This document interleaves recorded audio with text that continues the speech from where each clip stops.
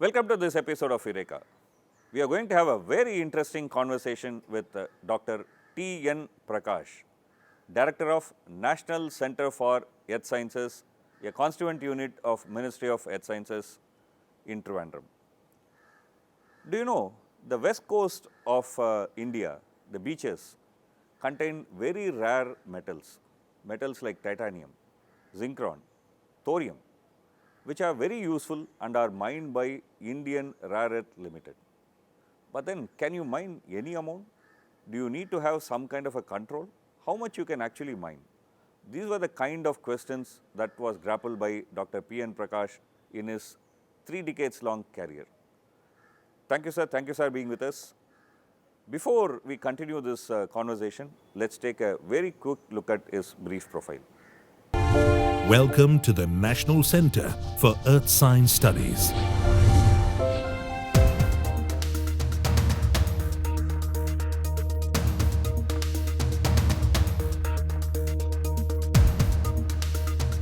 Thirumali Prakash Nagesh Rao is an extraordinary marine scientist. He has over 30 years of research experience in beach and coastal processes, including areas of coastal regulations and management aspects. For the past 10 years, he has contributed significantly towards sustainable beach mining operations through the concept of sediment budgeting. At present, Dr. T.N Prakash is heading the National Center for Earth Science Studies at Thiruvananthapuram and has published more than 40 research papers in national and international journals. Thank you for being with us in the show, and then we thank you profusely for sparing your time. So let me start with this question, budgeting, mining budgeting. Perhaps when you thought about this concept was not there at all, or perhaps only very rarely people were talking about it. How did you come across this idea and what made you work in this direction? Yeah, I think we worked in the area for sustainable mining based on the concept called sediment budgeting. This concept was very new to us also.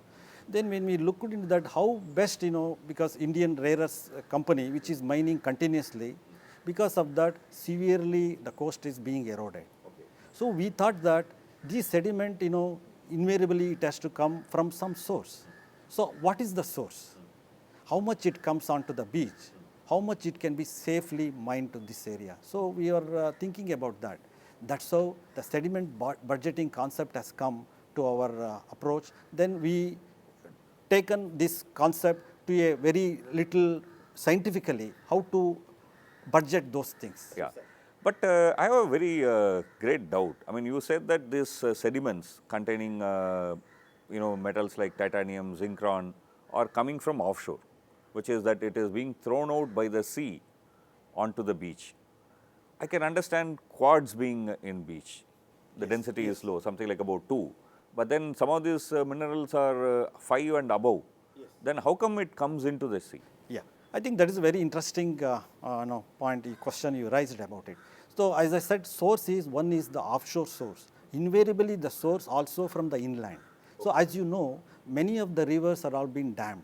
The source has been completely cut off. The alternative source is only the offshore, as you rightly said. The offshore resources, once again, these are all being deposited during the geological time scale. That is, during when sea level was much lower. I just say one example. During last glacial maximum, about 18,000 years back, the sea level was 100 meters below the present day sea level. What you say is that about 18,000 years ago, the world witnessed something called the ice age. Yes. And then because oceans were kind of frozen, etc., etc., the sea level was lower. Yes. Much lower than what it is today. Yeah. Okay.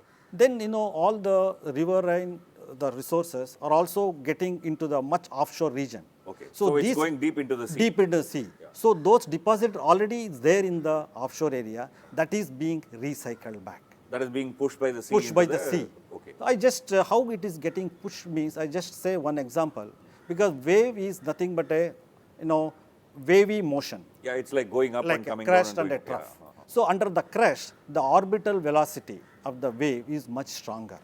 So any sediment which is below the crest, it moves much faster. So when the wave is going up, Right.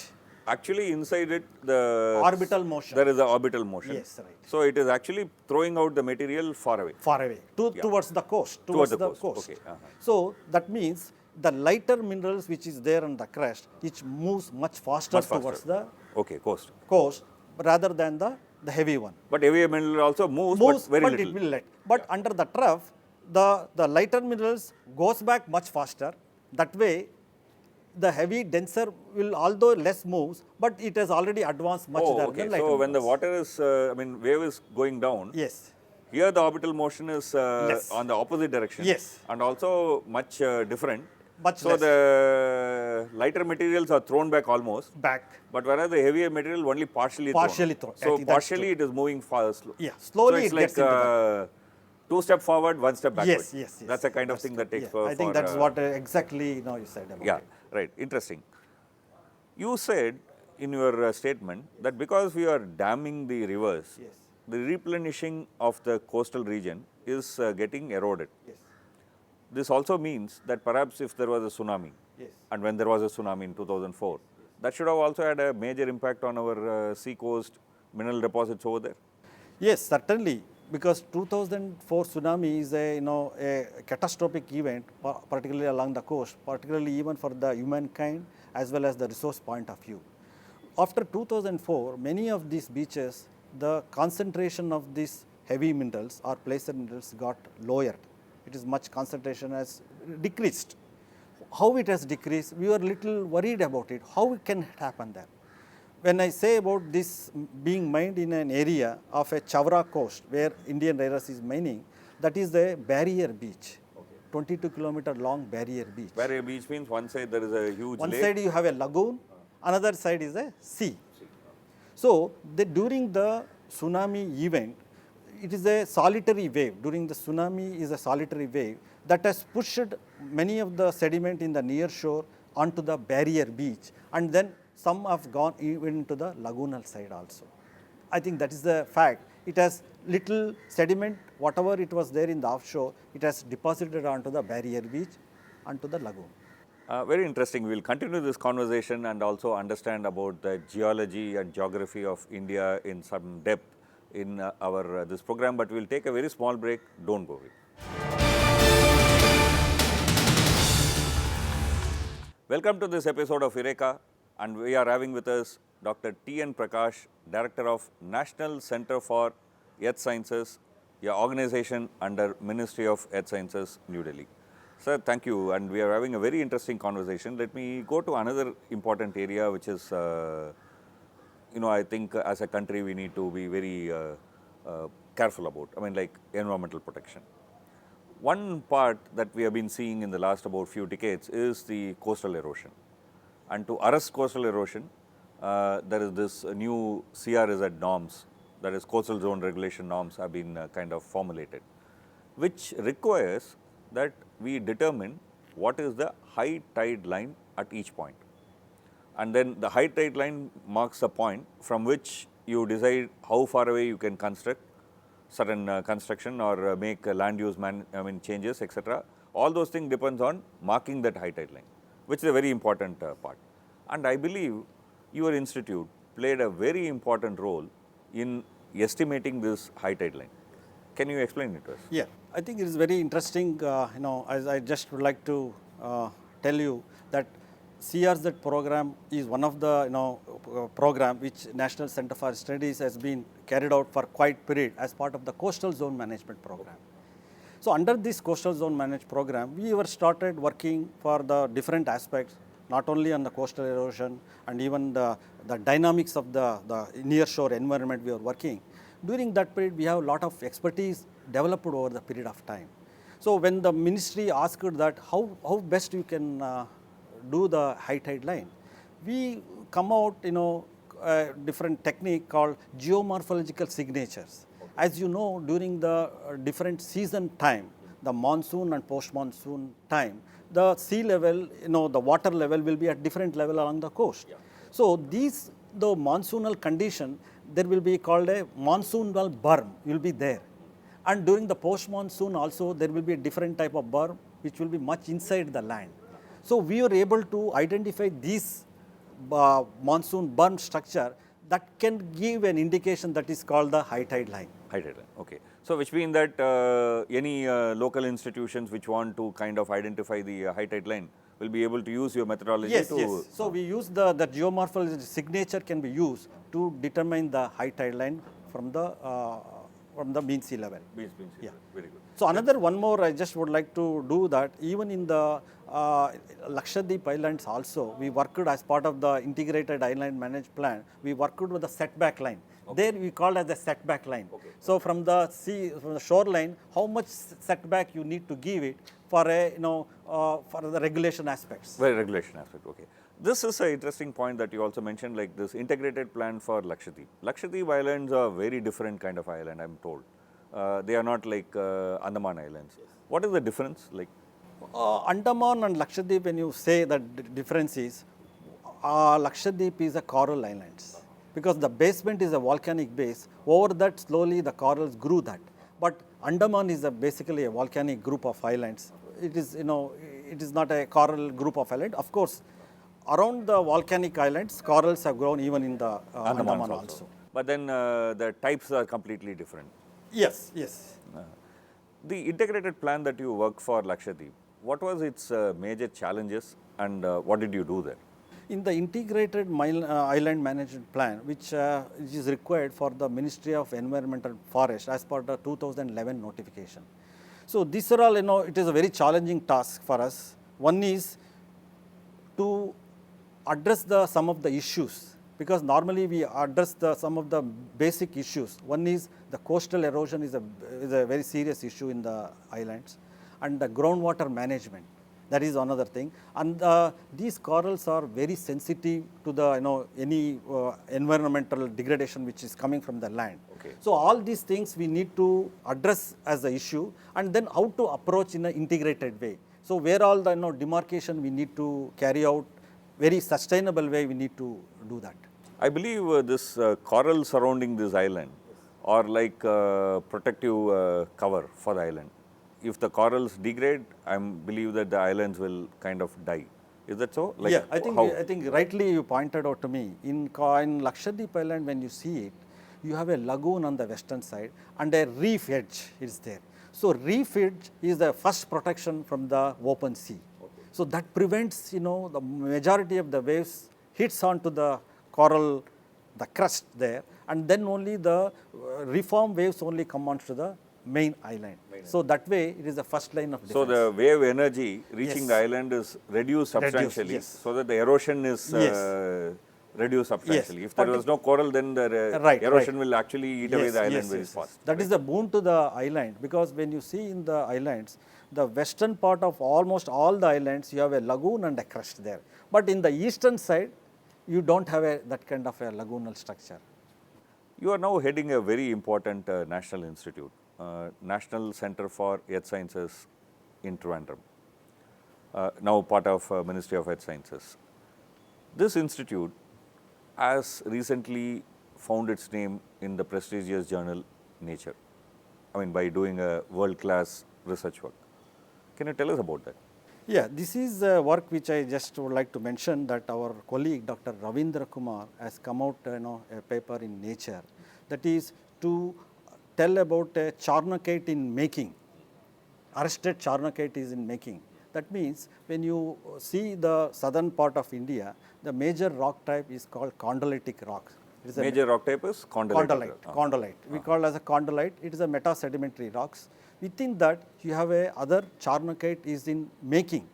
So that's the work which he has opened to the geological community through nature work. So this condylite is converting into? Yes, in a way, in a general way, when you say that, how other rock type it is being in making within the condylitic belt.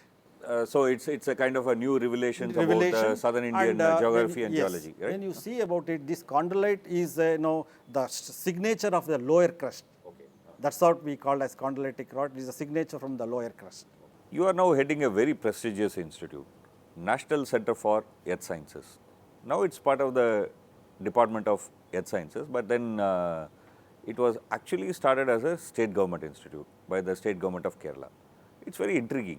Why was the state government interested in forming such an institute? I think very interesting question you asked me. I was also not there during that period.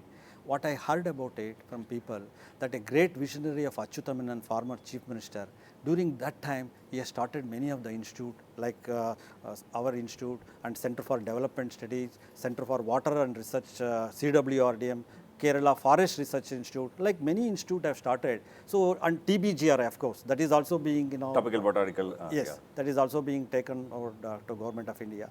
These many institutions which has excelled in their own field, and then now we are part of the Ministry of Earth Science because of our excellent the work which we carried out during this period. We'll continue this conversation, but we'll take a very small break.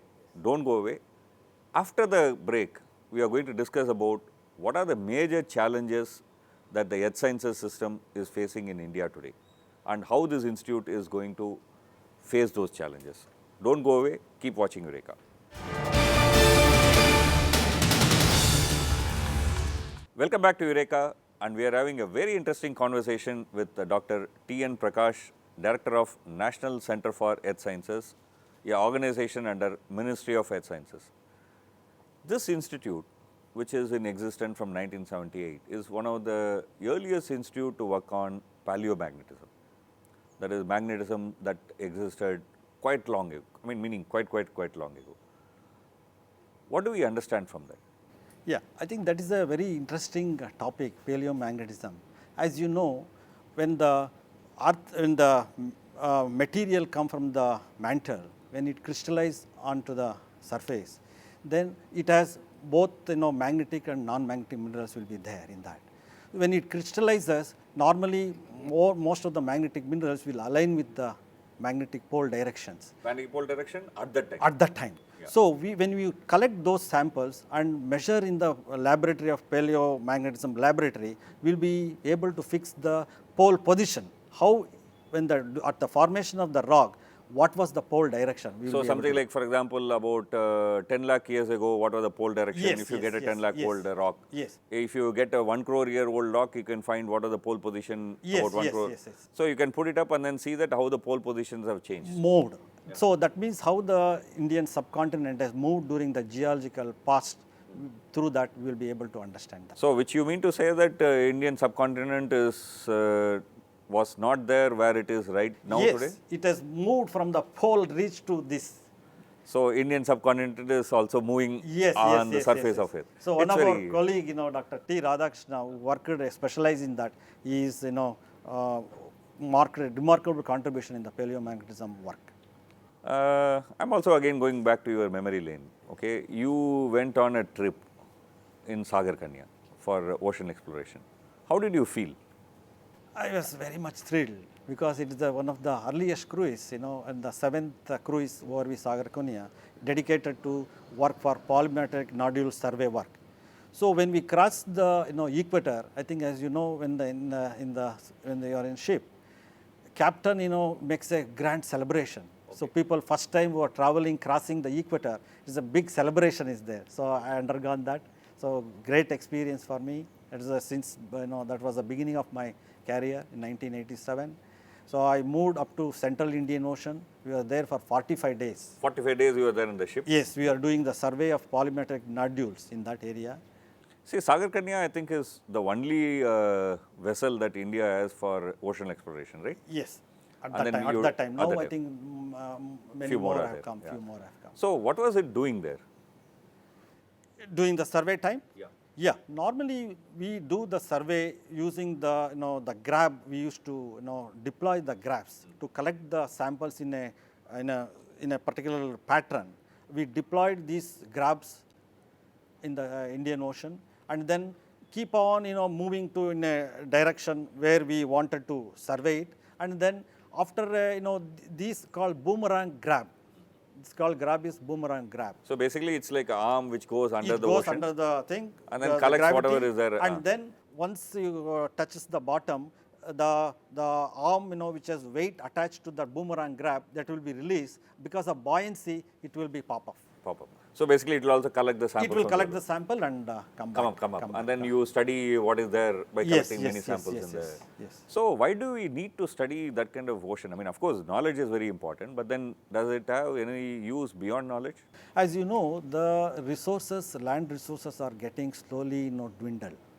So now only alternative source is the ocean is the major the resources available. So that way we need to explore, and then at present we may not have a technology to exploit it, but at a given time in the future. So we need to know what is there. Yes. So maybe if necessary, we can find a way to get it. Yes, Right? not only manganese nautical hydrothermal deposits, those are all being looked after it, being explored for this kind of deposits.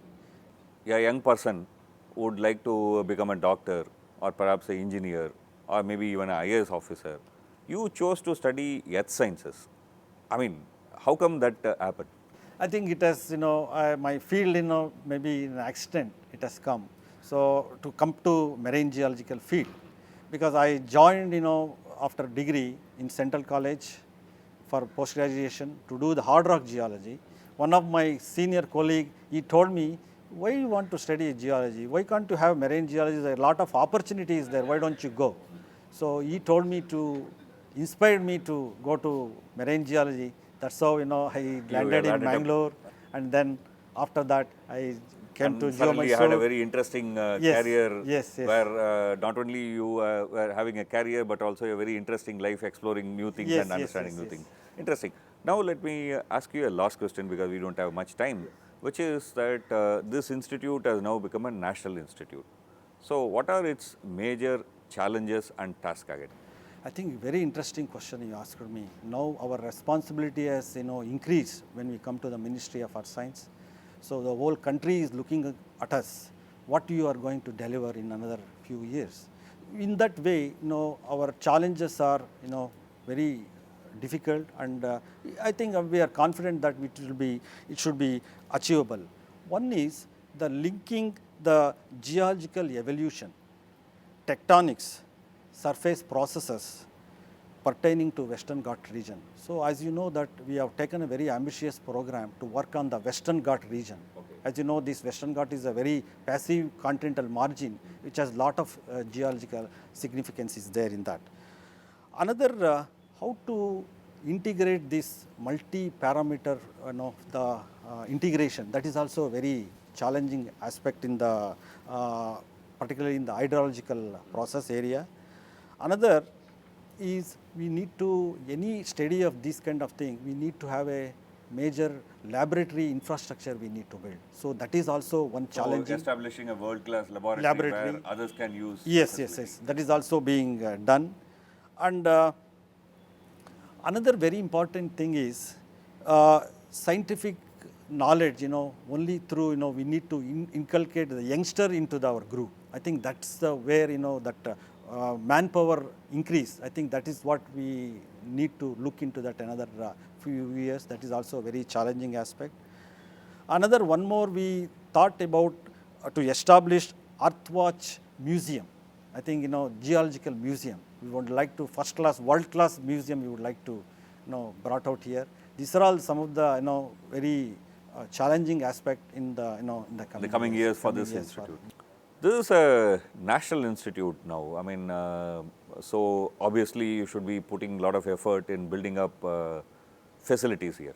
What kind of laboratories you have in this institute? What kind of groups work in this institute? Yeah, in the National Center for Earth Science Studies, we have 4 major groups working on the crustal processes, coastal processes, natural resource management program. Another aspect is atmospheric science. Each of these group as a state-of-art laboratory is being built up now. Under the crustal process group, we have built a major thin section facility. Okay. As you know, the thin section is when you take a rock, you make a thin slice of that and see in the microscope, petrological microscope, how all the minerals are there, how this has been deformed, and how based on that in the history can be brought out in that.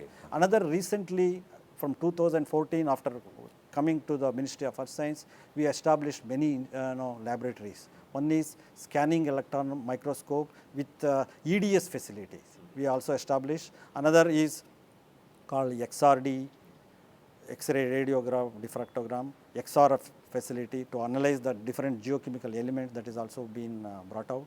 And conventionally, we have other sedimentology laboratory, paleomagnetism laboratory. These are all been already existing there. So now we are developing in much more facility we are creating in that. Very interesting. Suppose, let's say, a higher education institute, a university, some student working in some university would like to use this facility, you are open to that kind of collaboration. Is that right? Yeah, I think very interesting thing. So we also have a lot of collaboration, in the university. People are coming for dissertation work. They use the facility, our facility. In addition to the manpower development also, we have a program called PhD programs also being initiated here. Our institute is recognized by Cochin University, Kerala University to do the doctoral work here. Very interesting. So the young people can use your institute as much as possible, yes, right? Certainly. We thank you and also wish you well from on behalf of all our audience for success of your mission. And note one important point. They are interested in attracting young people towards studying earth sciences. Be it geology, be it weather system, be it global warming. Earth sciences needs a lot of young, creative, thinking people if we have to save the planet Earth. Take this challenge, go forward, and we will meet in the next episodes of Eureka with another very interesting conversation. Thank you.